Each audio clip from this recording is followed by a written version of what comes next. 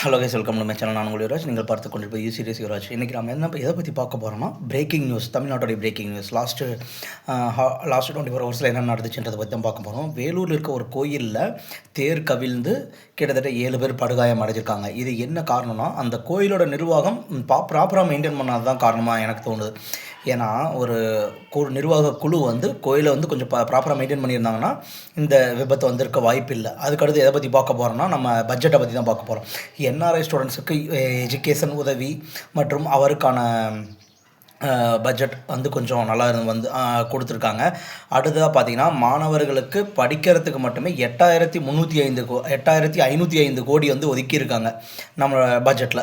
ஓகேங்களா, இது 2வது மெயின் பாயிண்ட். இது எந்தளவு யூஸ் ஆக போகுதுன்றது நம்ம ஐடிஆர் ஃபைல் பண்ணி தான் பார்க்கணும். 3வது பாயிண்ட் எதை பற்றி பார்க்க போகிறோன்னா, ஐஐடி மாணவர்களுடைய அறிக்கை என்னென்னா, சென்னை வலசரவாக்கம் பகுதியில் மாசு கட்டுப்பாடு தேவைப்படுதுன்ற மாதிரி சொல்லியிருக்காங்க. அவங்களோட அறிக்கை கொடுத்துருக்காங்க. இனிமேல் கட்டுப்பாடுகள் கொஞ்சம் சிவியராக இருக்க மாதிரி சொல்லியிருக்காங்க. ஏன்னா மாசு ரொம்ப மாசுபட்டுருக்குன்னு, காற்று கொஞ்சம் மாசடைந்திருக்க மாதிரி சொல்லியிருக்காங்க. அதனால் கொஞ்சம் அதுக்கான ஆக்ஷன்ஸ் எடுக்க சொல்லி கவர்மெண்ட்டுக்கிட்ட சொல்லியிருக்காங்க. அடுத்து 5வது பாயிண்ட் பார்த்தீங்கன்னா, நம்ம மார்ட்டின் அவங்களுடைய மனைவி, லாட்டரி அதிபர் மார்ட்டின் அவங்களுடைய மனைவி லீமா ரோஸ் அவர்கள் அதிமுகவில் இணைஞ்சிருக்காங்க. இது மிகப்பெரிய ஒரு மாற்றமாக பார்க்குது. நம்ம அதிமுகவும் என்டிஏ கூட்டணியில் மிகப்பெரிய ஒரு இதுவாக வந்துட்டுருக்குங்க. ஓகேங்களா, இதுதான் இன்றைக்கான பிரேக்கிங் நியூஸ். ஓகே மக்களே.